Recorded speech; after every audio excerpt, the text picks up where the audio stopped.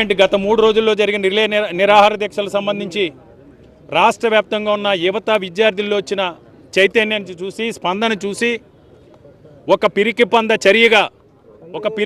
చర్యగా అప్రజాస్వామికంగా రాజ్యాంగ విలువల్ని కాలరాస్తూ అధికారాన్ని చేతిలో తీసుకుని ఈరోజు పోలీస్ జూలం ప్రదర్శిస్తూ ఈరోజు ఎక్కడికక్కడ అడ్డుకునే ప్రయత్నాలు చేస్తూ ఉన్నారు, బెదిరిస్తూ ఉన్నారు, కేసులు పెడతామని. IIHM స్టూడెంట్స్ ప్రపంచం మొత్తం ఉద్యోగాలు చేస్తూ లక్షల్లో జీతాలు సంపాదిస్తున్నారు. ఇప్పుడే చేరండి international institute of hotel management. భయభ్రాంతులు గురి చేస్తూ ఉన్నారు. ఇది మంచి పద్ధతి కాదు. ముఖ్యంగా ఎవరైతే పోలీస్ అధికారులు ఉన్నారో పోలీస్ అధికారులందరినీ కూడా మేము ఒకటే మీ మనవి చేసుకుంటా ఉన్నాం. అధికారం అనేది ఎవరికి కూడా శాశ్వతం కాదు. 5 సంవత్సరాలకు ఒకసారి ఎన్నికలు వస్తాయి. ఎన్నికల్లో ప్రజా తీర్పు మేరకు ప్రజా అభిప్రాయం మేరకు ప్రభుత్వాలు మారుతాయి.